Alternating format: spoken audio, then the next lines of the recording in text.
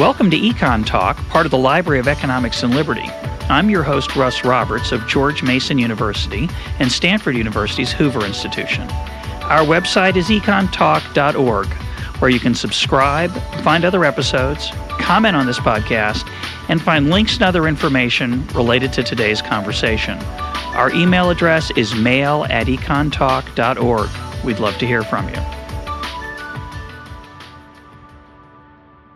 Today is May 26th, 2010, and my guest is Louis Menand, the Ann T. and Robert M. Bass Professor of English at Harvard University. Mr. Menand, welcome to EconTalk. Thank you. Nice to be here. Our subject for today is an article you wrote for The New Yorker on the state of modern psychiatry. The title of the article is Head Case, and the subtitle was, Can Psychiatry Be a Science? I spent a lot of time thinking about whether economics can be a science, so the article resonated deeply with me. And you looked at a couple of recent books on psychiatry, one by Gary Greenberg, the other by Irving Kirsch.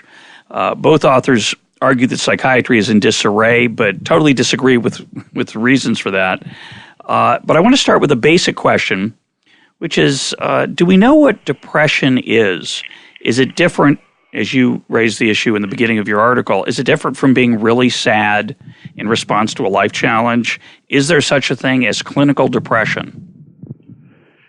Well, that's sort of the question at the center of a lot of these debates about contemporary psychiatry, and in particular about the use of the Diagnostic and Statistical Manual of Mental Disorders, the DSM, which has been criticized really ever since it was created back in 1952, but particularly in its most recent edition, the fourth edition.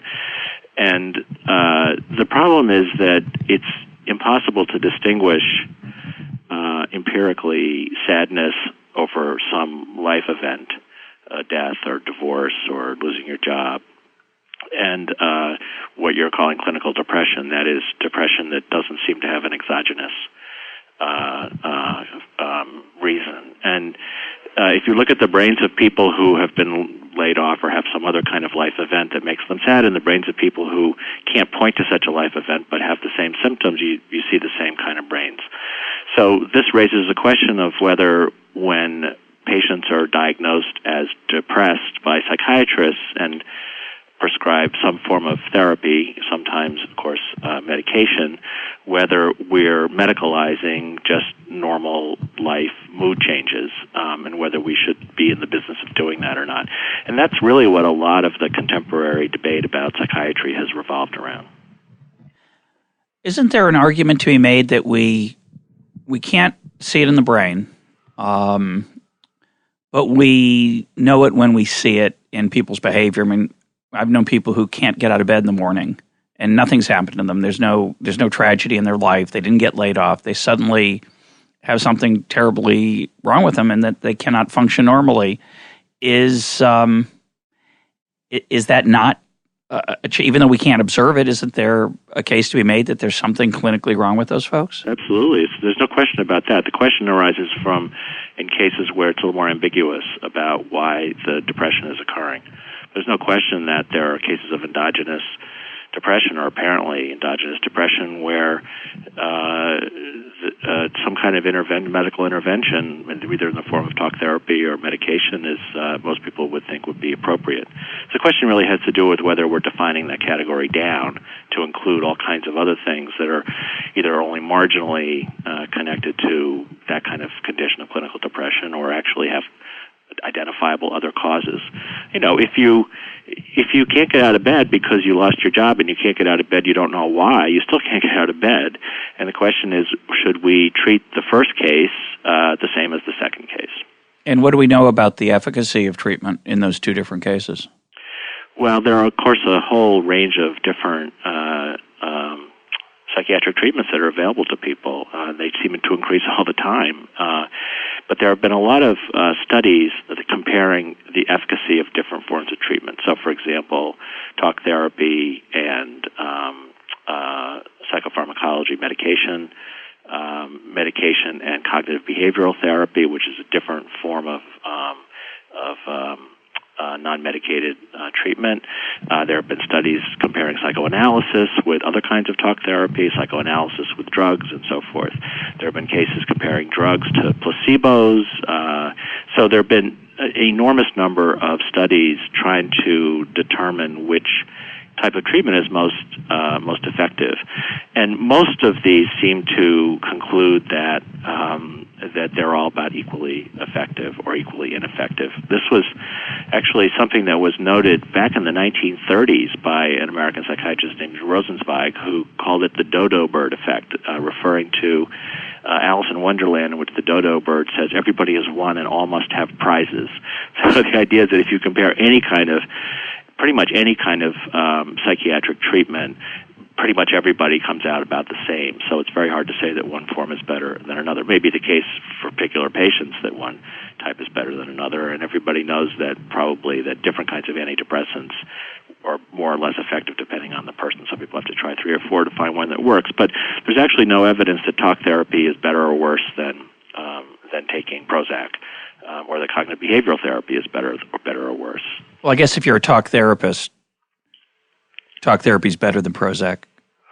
Well, yeah, of course. I mean, if you're an English professor, English is better than sociology. But, it's a little bit like that.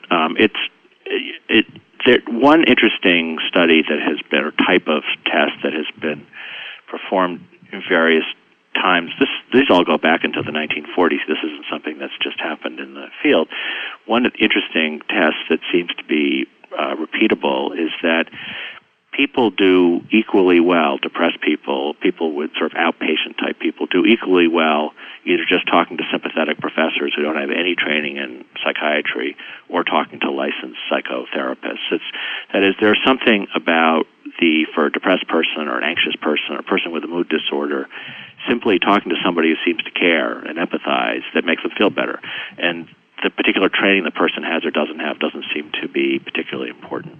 Well, my great-grandmother, who I never met, on my father's side, I think it was my great-grandmother, according to my dad, used to say that if you're not in a good mood, go out and talk to a rock.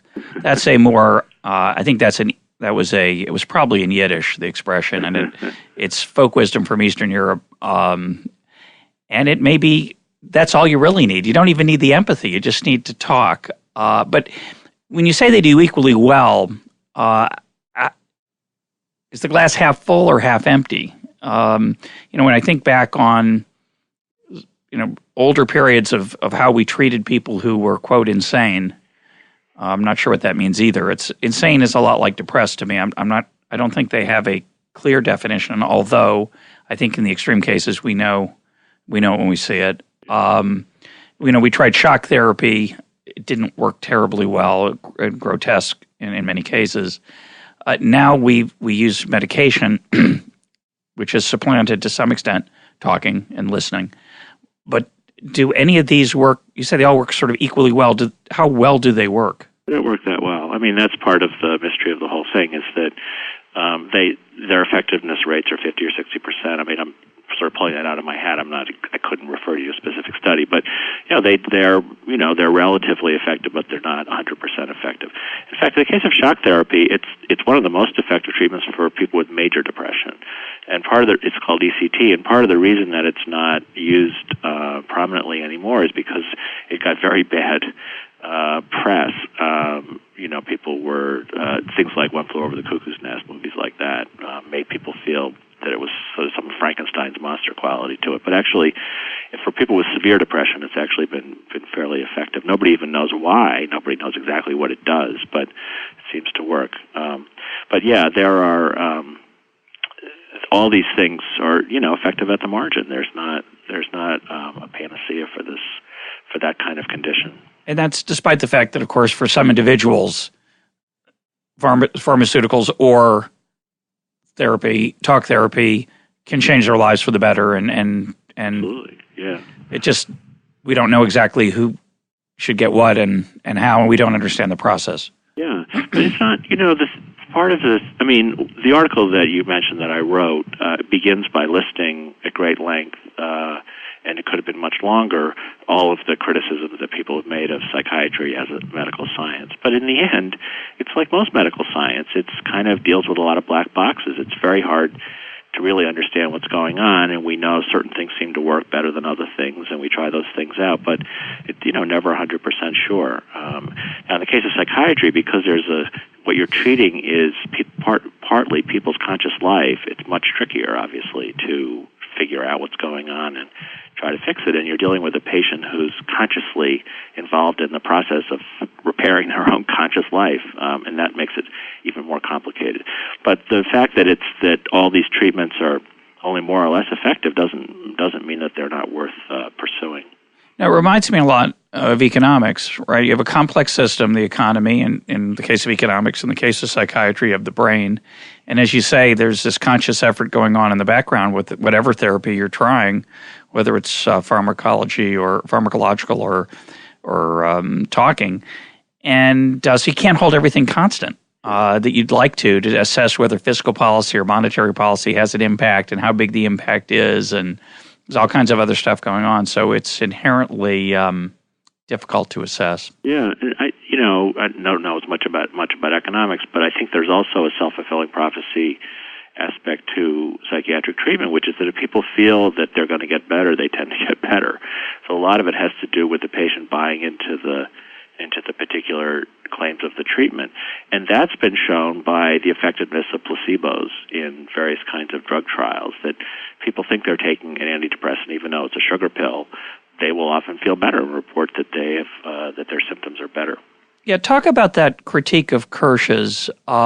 Kirsch claims, this is Irving Kirsch, in one of the books you reviewed, Kirsch claims that the overwhelming impact in terms of magnitude of antidepressant drugs is placebos, and the claim that is the placebo effect. And the way I understood this is that since as the patient, you know that if you've got the real thing, you get side effects potentially. So if you experience these side effects, you're then convinced you're not on the placebo, you're on the real drug, and that is the impact that that self-fulfilling prophecy part is what makes you better, not the drug itself. It's a hard claim to accept. I'm sympathetic to the cleverness of it and to the point that there's going to be an offset. Is it really plausible that the magnitudes are explained by that self-fulfilling prophecy? Is there some empirical support for that? And what are the defenders of psychopharmacology? What's their response? So this book by Kirsch is called The Emperor's New Drugs. Kirsch has been doing these what's called meta-analyses, which are basically analyses of multiple different drug tests to kind of synthesize their findings for about 12 or 13 years. When he first started doing this, his methods were severely criticized by people within the profession for statistical errors and just general unreliability. He claims that he has, perfected his statistical methods, and that meta-analyses, which were pretty uncommon and dismissed 12 or 13 years ago, are now more common in the field. And it's true, there are lots more of them. I don't know whether they are more reliable now than they used to be. But he claims that what his meta-analyses show, and this is your question I'm getting to, is that in drug trials, testing a new antidepressant against placebo, most of the time the placebo will do as well as the antidepressant. In the cases where the placebo outperforms the antidepressant, and that means, of course, having an outcome which is statistically greater than could be attributed to chance, and that could be a fairly small difference. He thinks that that's a result of a similar placebo effect, which is the one you described, which means that the patients in the trial taking the real medication experience side effects, and therefore they interpret their side effects as evidence that they're taking real medication, and therefore they feel better than the people taking a sugar pill who don't experience side effects and therefore conclude that they're not taking the real medication. Kirsch's conclusions have been criticized a lot. I don't know specifically the more recent attacks on his methodology or on his conclusions. It does seem to be a bit of a stretch to claim that in every case in which a medication outperforms a sugar pill, it's just a placebo effect of the kind that he described. Now, he does talk about other cases where patients have been made to feel better because they're persuaded that the drugs they're taking will be effective, besides antidepressants. And there's clearly a literature on this stuff, but I can't really speak to the validity of his claim. It does seem rather sweeping, and it also does seem to be the case that patients just do get better on on some of these medications. There was a recent meta-analysis that was published in the JAMA, I think last fall or maybe even in January of this year, which was a meta-analysis of antidepressants, and made the conclusion that for patients with mild depression or kind of normal outpatient depression, placebos were just as good as antidepressants, although for patients with severe depression or major depression, antidepressants actually had a significantly better effect than placebos. Now, that's an odd study for a couple of reasons. One is that they only used one antidepressant in the test, which was Paxil, and there are about 25 antidepressants on the market, so it really wasn't a claim about antidepressants as a category. It was just a claim about this particular drug. It was a very small sample size, although it was a meta-analysis taking many different studies into account. I think there were only about 700 patients in the meta-analysis, and of course there are millions of people who've used these drugs. And then finally, the claim that it works on severely depressed patients but doesn't work on mildly depressed patients is very hard to square, because the claim would have to be that affecting brain chemistry, which is what these drugs are supposed to do, doesn't really do anything for you. But if it does it for you, if you have major depression, then it obviously affecting brain chemistry does something. Yeah, now it's the black box problem that we don't understand the underlying mechanism. But the point about patients responding positively if they think they're getting something that works, it reminds me of this apocryphal story. I've heard it told about Enrique Fermi. I'm sure it's been told about other people. The student comes into Fermi's office, and he's surprised to see that Fermi has a horseshoe over his door. And the student says, "Professor Fermi, you don't believe in that, do you?" He says, "Of course not." He said, "But they say it works even if you don't believe in it."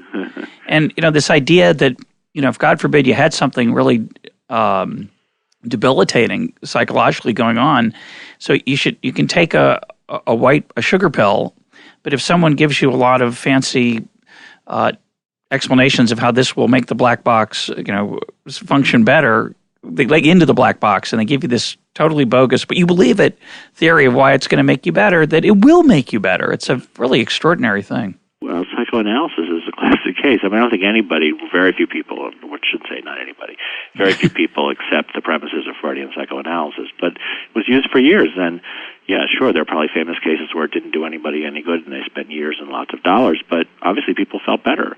And the black box theory, what was going on in your brain theory, has been completely discarded by the profession, but it seemed to work for people. Well, I want to turn to Freud. First, talk about what happened to Freud within the profession, the clinical aspect of it, because I want to, again, make an analogy to economics. What happened to Freud's presence in the discipline? Yeah, it was a funny thing because it was sort of a delayed reaction. This is just my interpretation of the history of psychiatry, and there are probably other things going on. But what happened was that in the 1950s, Freudianism was very well established in medical schools, so that when medical students got whatever kind of training or coursework they did in psychiatry was run by psychoanalysts. Psychoanalysts mainly had smaller private practices. They were not really in the big mental hospitals. Those psychiatrists tended not to be psychoanalytically inclined in their practice, but it was a dominant presence in medical schools. That finally went out in the 60s and 70s. There's a good book by Joel Paris about this called Fall of an Icon, which is about the transformation of medical training in psychiatry. But what's kind of funny so my interpretation of it is, what makes it kind of funny is that in the 1950s, psychoanalysis had a great deal of cultural cachet. It did, yeah. And Freud was thought to be this person who had really unlocked secrets of the mind and so forth, both by medical people and also in the popular culture. This was also the period, though, when the first really major blockbuster mood disorder drugs went on the market. Miltown, and then Equinel. These are anxiolytics, anti-anxiety drugs in the 50s, and then in the 60s, Librium and Valium, which were enormously popular drugs, and which were basically did what antidepressants do now, which is to change brain chemistry. And by changing brain chemistry, for a lot of people, got rid of the symptoms of anxiety, as changing brain chemistry for a lot of people today gets rid of symptoms of depression and also anxiety. But the acceptance of these drugs, like Miltown, was not considered to contradict the claims of Freudian theory. Now, in Freudian theory, it's not brain chemistry that's causing you to be anxious. Right, it's inner psychic conflict, right? Yeah. Your but childhood, for some reason, your childhood, your the way you were raised, some experience that traumatized you. Exactly. It's personal history, right? It's something that you've repressed. And so this psychic conflict has to be brought to the consciousness and, through psychoanalytic treatment. That's completely contradicted by the idea you could take a pill that would do the same thing. But for some reason, it wasn't until the late 60s that people within the profession began pointing out that there was an enormous disjunction between the premises of psychoanalysis and the premises of psychopharmacology. And finally, by 1980, in a famous article called Anxiety Reconceptualized by Donald Klein, the profession kind of weaned itself from Freud. So the first two editions of the Diagnostic and Statistical Manual, 52 and 68, were very influenced by Freud, and they pointed out that anxiety and psychic conflict were at the root of most mood disorders. By 1980, when the third edition was made, Freud was really scrubbed completely out of the manual, and today there's almost no evidence of Freudian vocabulary or Freudian assumptions in the DSM. So the profession really revolutionized itself between the 60s and the 80s and came to adopt a completely different view of psychiatric practice. Not just the biologizing of psychiatry, which of course is the main thing that happened, but also just the idea of what forms of talk therapy would be effective. So of course there's still psychoanalysts around and people who are very influenced by psychoanalytic theory, but in general the profession has tried to distance itself from Freud. Well, it reminds me a little bit of economics because Freud is a little bit touchy-feely in the sense that they've never really, no surgeon has found the id, or the superego. So there's a certain embarrassing aspect of Freudianism that is unavoidable. And the biologization, as you say, brain chemistry is much more scientific. And so it has a natural appeal in the competition among scientists. It reminds me in economics of the attempt to make economics more mathematical, as if that makes it more rigorous, because we're using the tools of what we know is a rigorous science. And as we pointed out earlier, the problem with psychiatry is they haven't opened the black box. There must be some people working on that black box. Do you know anything about that? Are they making any progress? I'm not an expert in what's going on right now, but it's true that psychoanalysis now looks, as you put it, rather touchy-feely or rather fuzzy as a science. But of course, Freud thought of it as a science, thought of it as a medical science. That was his training. That's what he thought he was doing. He thought he was really describing stuff that goes on in the mind, and he was describing it as a scientist, as a biologist, not just as a kind of talk therapist. But now, of course, we think that that there's nothing in the mind that corresponds to these categories that Freud created in order to explain how patients behave. But the same thing is true to some extent, as far as I understand it, of the biological model, which is, I think most people have the rough idea that depression is caused by a lack of serotonin, and that if you take SSRI, selective serotonin reuptake inhibitor, then you are freeing up more serotonin, or you have more serotonin in your neurotransmitters, and you'll feel better. But actually, as I understand it, no medical scientist actually thinks that that's what causes depression, or that's what fixes depression. You can actually give people serotonin, and it doesn't make them feel any better. So there's clearly something happens. It's the horseshoe. Yeah, sort of. Yeah, it doesn't seem. It's not that people need more serotonin exactly, but there's some kind of cascade effect that apparently seems to be that's created in the brain when you use these chemicals like Prozac, fluoxetine, which target serotonin inhibitors or serotonin reuptake processes in the brain, and it's not that alone apparently that causes people to feel better when they feel better, but there's it seems to trigger some series of other events in the brain that we don't really understand that cause this positive outcome. So even the medical model, there's a lot of black boxes in that as well. It's not really, and it's not a whole lot better than Freud's model, except that you can now do brain scans and you can actually see things like shrinking hippocampi, which are one symptom of depression, and things like that. So people have a romance about science and sometimes social science, and certainly about medicine and psychiatry, that we're making progress, that the changes in, say, treatments are the result of careful study. And one of the things you learn from reading your article or from listening to this program with respect to economics is that there's a lot of other stuff going on, and it's not quite perhaps as scientific as we'd like. And there are fads, for example. There's the issue of, say, mathematics, or in this case of psychiatry, the pharmaceutical part, making it feel more scientific. But there's also, again, economics and psychiatry have a parallel that you'd explore in the psychiatry side in your article, which is money and self-interest and the benefits that people get from a belief that there's a certain causal relationship, say, between X and Y. You talk about this in the article, particularly with relation to Greenberg's work, Gary Greenberg, who worries about the role that pharmaceutical profits play in distorting what is received wisdom. And I also want to bring in the work of Thomas Szasz, who you don't mention, but Szasz has been very critical of psychopharmacology because it's been used by the state, particularly communist countries, but not just communist countries, to control its citizens, justifying it on the basis of science, but it's really fake science and it's serving self-interest.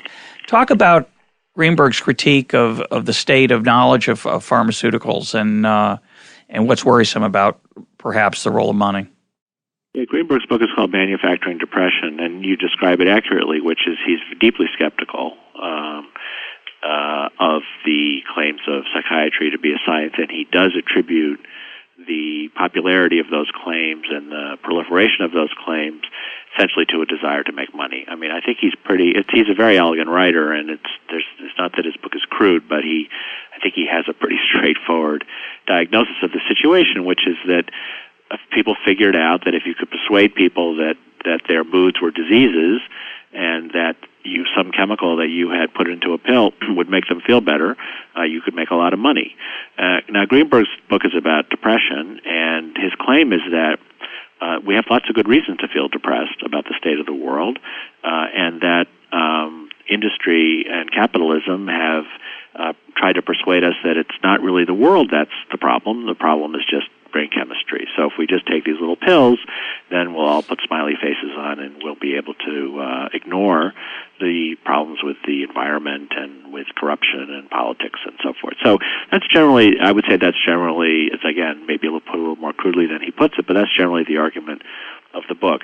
The Szasz thing is a little bit different because that has more to do with the use of diagnoses as a way of categorizing and ultimately marginalizing. Controlling people. Yeah, controlling people, certain personality types or certain attitudes that the state, society finds repugnant. But it's similar in the sense that people are being manipulated through their lack of knowledge, through the system, by people who have a self-interest, whether it's people in power or people who are profiting from it, that they're distorting the culture and the norms and the incentives that people are facing.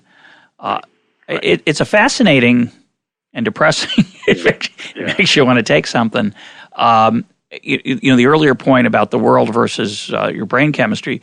We don't just, of course, see this in depression. You don't talk about this in the article, but the use of pharmaceuticals on children has exploded.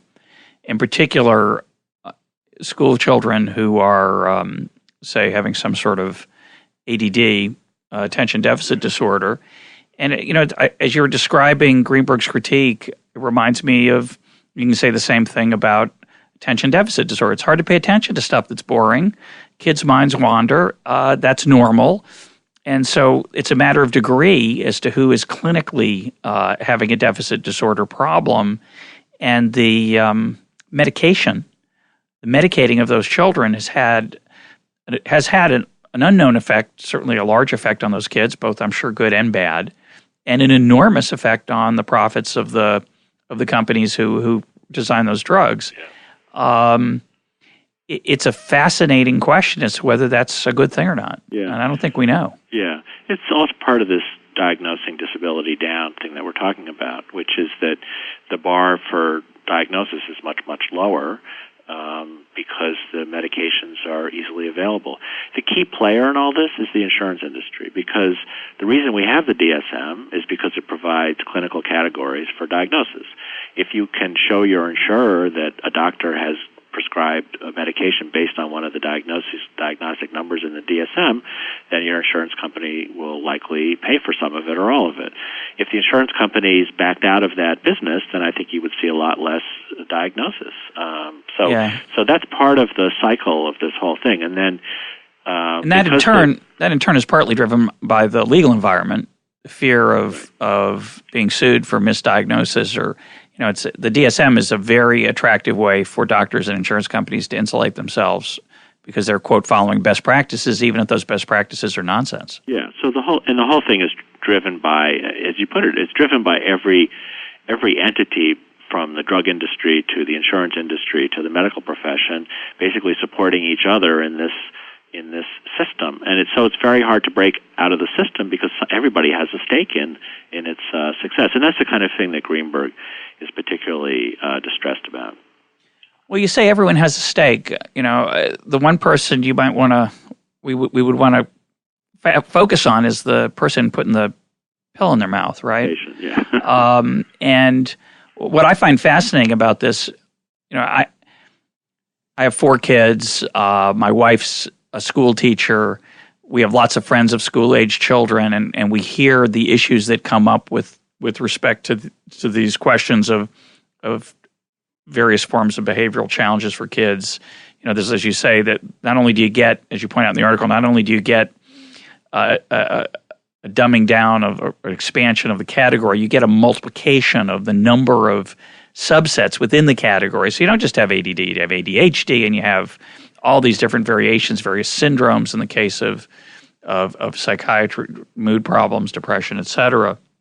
But if you're a parent whose kids are struggling, you're pretty desperate to do something to help them, and you'd like to believe that your doctor knows, your doctor has evidence.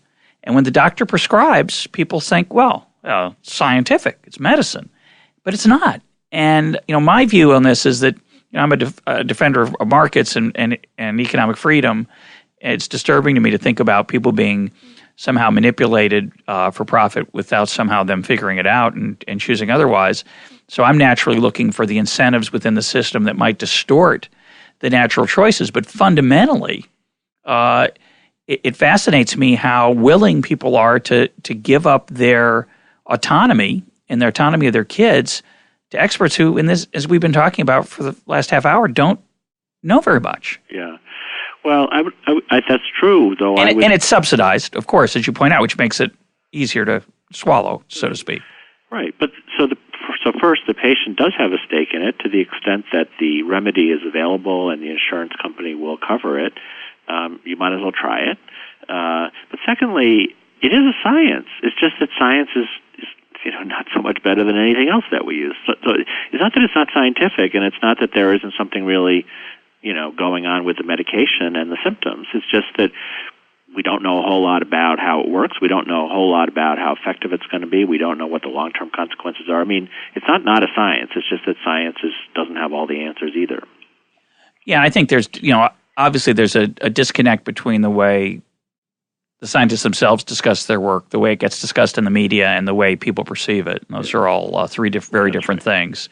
Yeah. We have a certain romance about science that is, and medicine and social science that's not really justified. Right, but I think nobody has a bigger romance than the critics of medical science, because they think if we call it science, it has to have all the answers. It's not science unless, for example, the symptoms that a patient reports in psychiatric treatment can be traced to an underlying organic cause. We can't do that with most symptoms, but it doesn't mean we shouldn't treat them. It doesn't mean it's not scientific. It's just making the best guess about whether this thing is a disorder that can be treated by medication or not.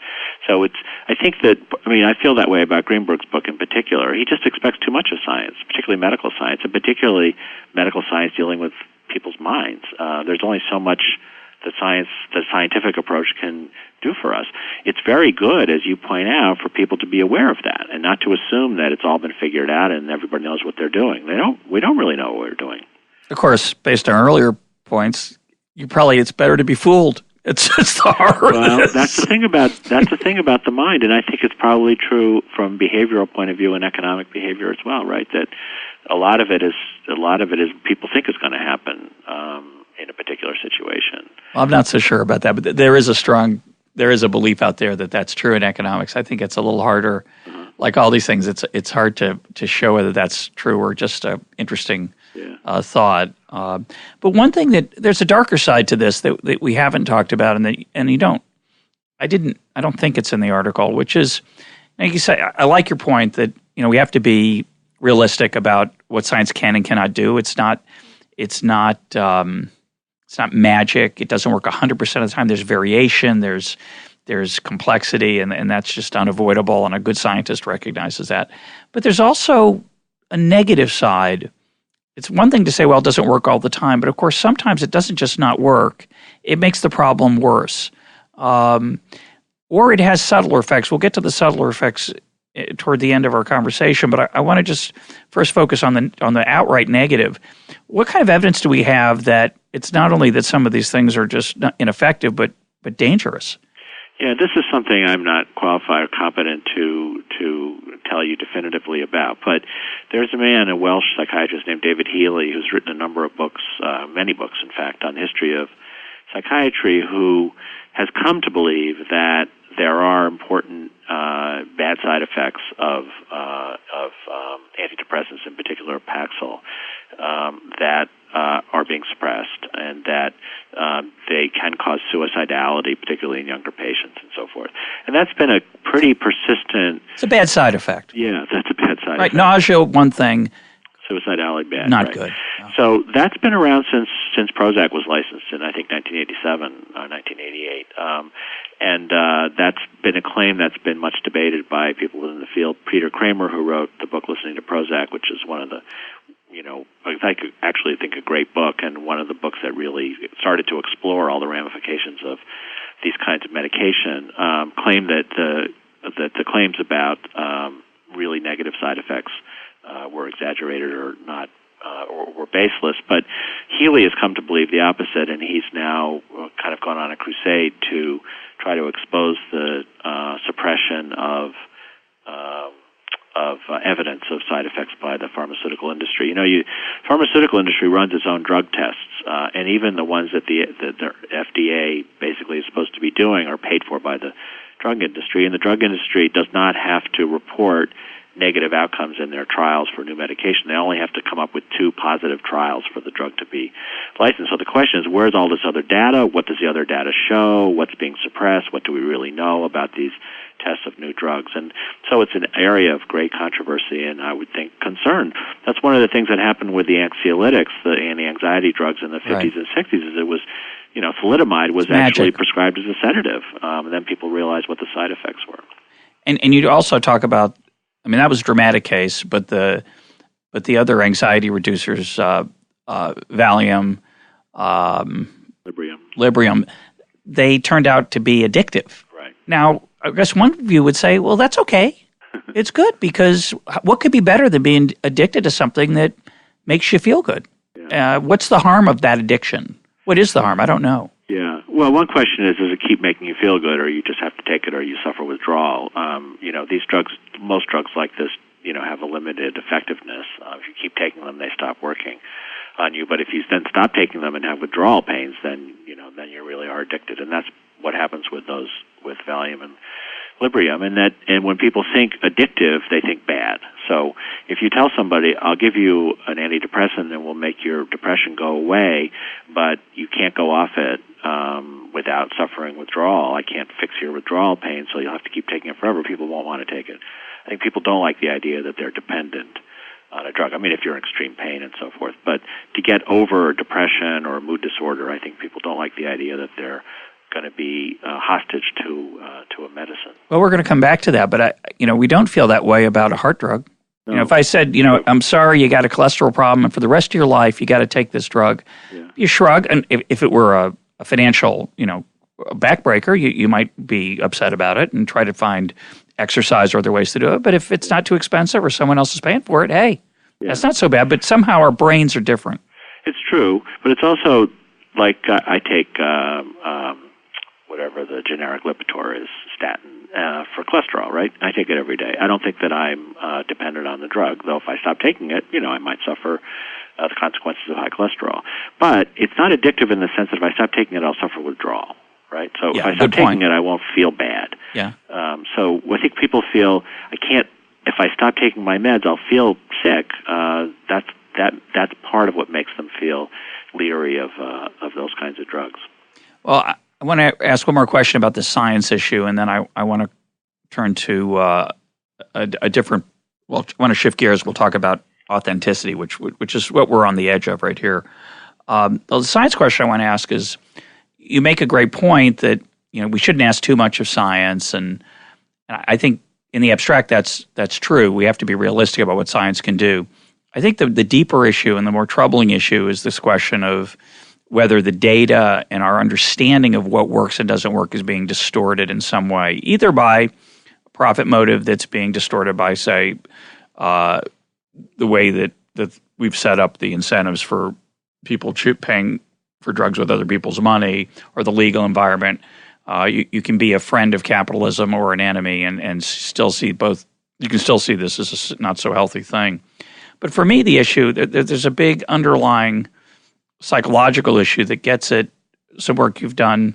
You wrote a book in 2001 that I've just started, so I can't talk about it explicitly, but you can, I hope, which is the Metaphysical Club. And you talk about Charles Peirce in there, and I've mentioned Peirce on the program before. Peirce was a pragmatist. Peirce was a philosopher, an American philosopher who was skeptical about the role of reason and the objectivity of reason. He understood, the way I understand Peirce anyway, that biases and self-deception were part of the way we misperceive the world around us, and we shouldn't be overconfident. Do you see that playing a role in the way psychiatry has evolved? I see it in economics all the time, and it resonated again with me in your discussion of psychiatry. What were you thinking about in the case of economics? Well, in economics, people convince themselves that their statistical analysis is right. In the case of psychiatry, for example, and so there's a ton of, I believe that the objectivity of econometric analysis in the case of economics is oversold.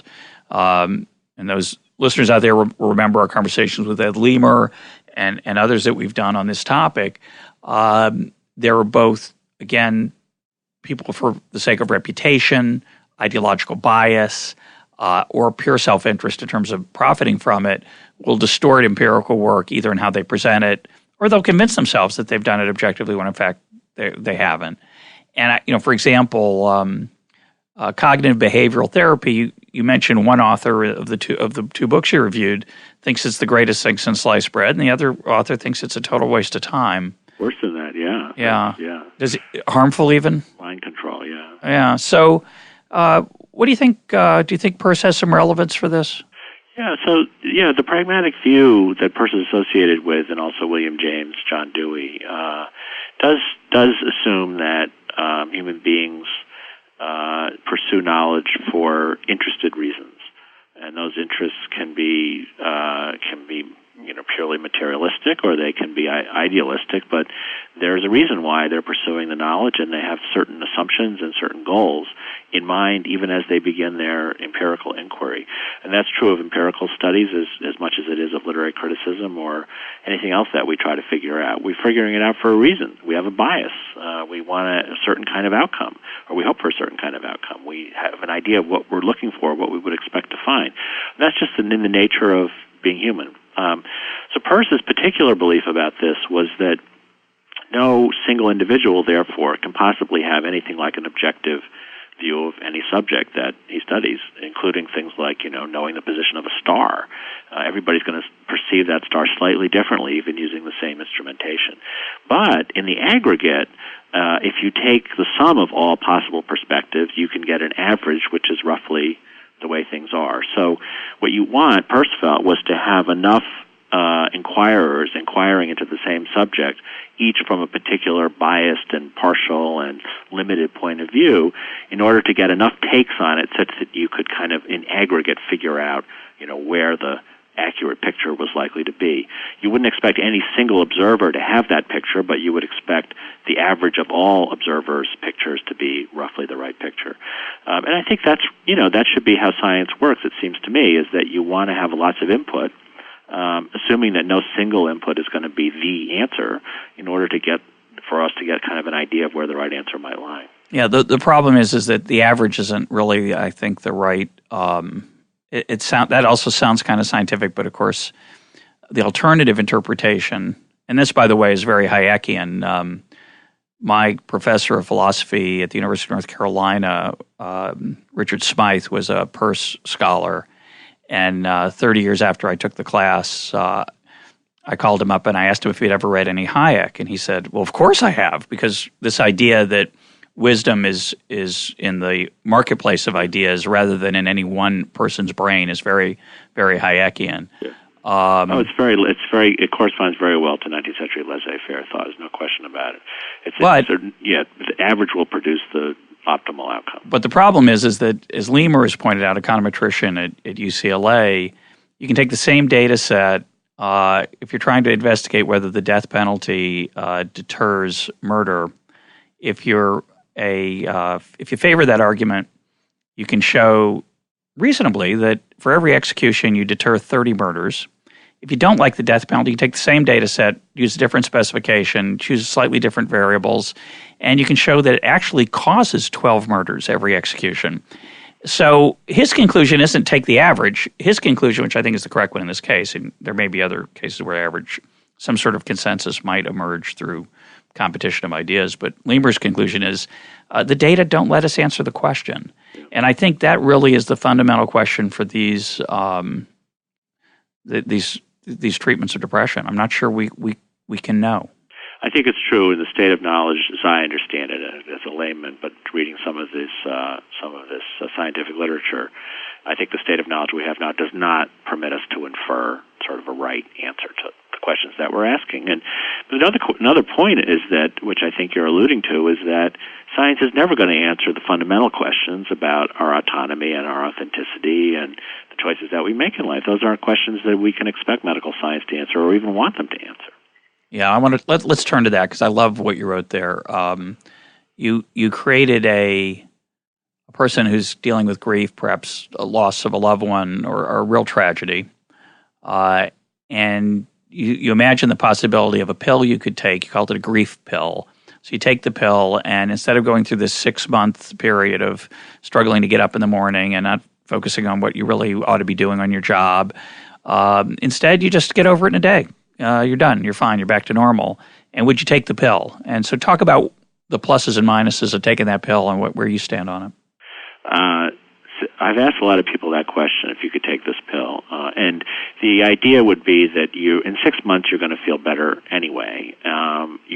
Doesn't mean that you will have loved the person less or cared less about losing them, but you won't feel the insomnia or the depression or the hollow in the pit of your stomach. All the physical symptoms of bereavement you won't feel, but you'll still. It's not that you won't honor the person who died. So you have to sort of accept that premise. Otherwise, the thought experiment doesn't really work. And most people would say they wouldn't take the pill. But the question is why? And I think people feel that there's several answers that people give, but people feel in general that we are creatures that grieve.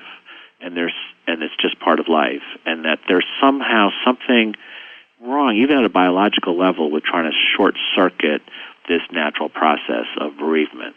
We do tend to get over it. I mean, there's something called complicated grief, which does then trigger medical intervention. But basically, we do get over it, or we get over it enough to go on with our lives without thinking about it all the time. But that there's some reason why we're creatures who do this, and we ought to therefore allow ourselves to do it. Now, there are other people who have more specific reasons for not wanting to take a pill, if such a pill existed, having to do with the idea that the period of bereavement is still a period of connection with the lost person, that you're, in thinking about the person, even in an extremely unhappy way, you're maintaining that person's still part of your life, and that you're maintaining that. If you were to take the pill and lose that physical set of symptoms of grief, you would, in a way, be losing that person again, and they don't want to do that. So that's an interesting answer. But there's also a way in which it's not completely obvious why that is out of bounds for people, but people would use all kinds of other chemical enhancers, from obvious stuff like caffeine to more complicated stuff like SSRIs, to deal with, what are basically life problems. We do use chemistry all the time to affect our moods. But there are some things that we think are out of bounds to chemistry, and grief seems to be one of them. In fact, it is the only category in the DSM that's excluded from the diagnosis of depression. If you have the symptoms of depression but you're grieving, then you're not supposed to be clinically depressed. And my understanding is in the DSM-5, which is the edition that's supposed to come out in a couple of years, they've actually gotten rid of that exception so that you now can be diagnosed with depression even if you're suffering a period of grieving, and therefore given a prescription.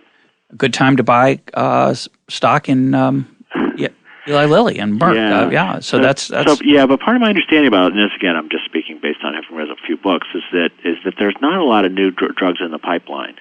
So what tends to happen is they tweak the molecule, give it a new brand name, and then they have a copyright on it for a certain period of time when they can make enormous profits, and then it goes generic, and they have to sort of tweak it again. So it's not altogether clear that they've got some wonder drugs in the pipeline. In spite of claims about all the money that the pharmaceutical industry pours back into research and development, there actually doesn't seem to be that much research and development recently. But I'm, again, not an expert on this, but having read some books about it. Well, so that's a big question mark, is what's the future of that industry, which was doing fantastically for the last 15 or 20 years. Yeah, and I think they spend a lot on the research and development side. Obviously, what they choose to spend the money on is going to be, unfortunately, partly determined by factors other than what works best. It's what's subsidized, and it's really, I think, a very messy system that we'll put that to the side. But this more fundamental question, I think part of there's an analogous story we've mentioned on the program before that Robert Nozick brought up called the experience machine, where you would hook yourself up to this machine, and while you were hooked up to it, you could fulfill any fantasy you wanted. You could you could win the Masters, to pick one I always hear people talk about. You could be a great athlete, you could be a rock star, you could cure cancer, or you could be a surfing dude in Hawaii. And while you're on the machine, it feels real. It passes in real time. You're actually only on the machine for a few instants, but maybe a few minutes is the way I remember it. And then they unplug you, but you're dead. So you feel like you've led this full life, and you've done these incredible things. You've had this great emotional response, but it's not real. And some people would hook themselves up to it, and some people wouldn't. But one factor I think that is in the background, analogous somewhat to the natural part. Some people wouldn't hook themselves up to it because, quote, it's not natural. Just like they want to go through the grief because that's natural. But I think there's a religious element to it as well. If you're a religious person, there's a feeling that God has a certain path for you, and by avoiding the grief or by hooking up yourself to the machine, you've not just cheated yourself, you've betrayed your purpose in life. And whether people inform that with a God view or some other natural feeling about it, there's something about that inauthenticity to it that I think people are very troubled by. I am, for example, but I'm religious, but I think for non-religious people, this goal of authenticity is very real, despite the fact, as you point out, that we do cheat in lots of areas. But the big ones, death, purpose of life, sex. Sex is a bad example, I suppose. We cheat there too. But these are areas where we have a lot of emotional, spiritual baggage. It's really hard for us, I think, to deal with them in the way we do with other stuff.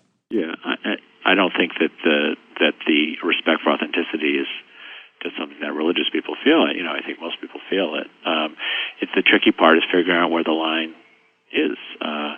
So it's true, God made us in a certain way, but we also feel that God made me with very bad eyes, but I don't feel any compunction about wearing glasses, right? So there's some point, though, at which I would feel, no, I just have to accept this. Michael Sandel's written a good book, a very short book about this. He was involved in bioethics in the Bush administration, had some studies related to things like cloning and so on. And he said, the meaning of life is to accept the limitations of your life. That's, if you can't do that, then you're somehow, that's just not, it's not something that most people would respect as a way to approach life.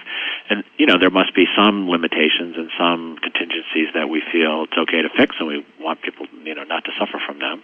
And there's certain things that we feel for ourselves particularly that we don't want to forego, even though they could be inconvenient or painful for us.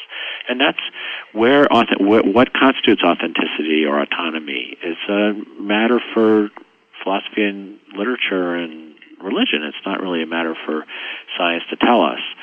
It's a cultural question, and it varies as cultures vary.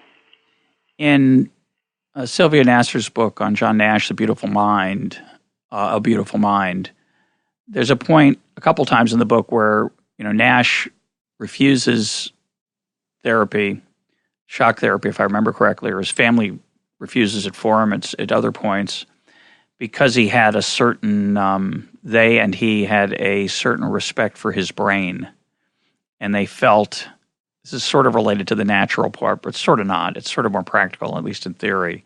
They felt like he had a gift, again, whether it's from God, whether they thought it was from God or just natural results, that it would be wrong, it would be immoral for him to lead a more placid life if it meant cutting off some aspect of his creativity.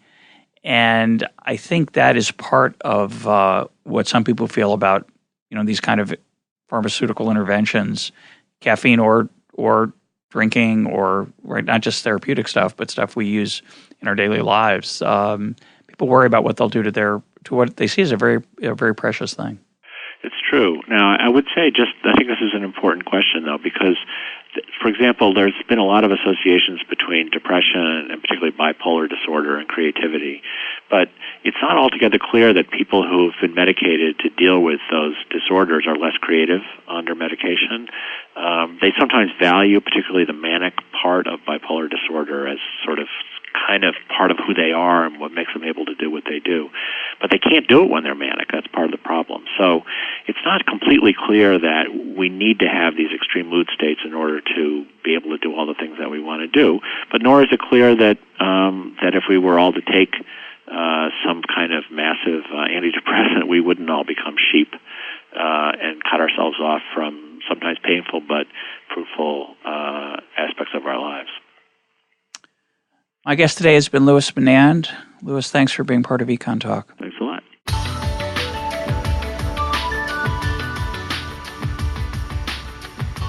This is EconTalk, part of the Library of Economics and Liberty. For more EconTalk, go to econtalk.org, where you can also comment on today's podcast and find links and readings related to today's conversation. The sound engineer for EconTalk is Rich Goyette. I'm your host, Russ Roberts. Thanks for listening. Talk to you on Monday.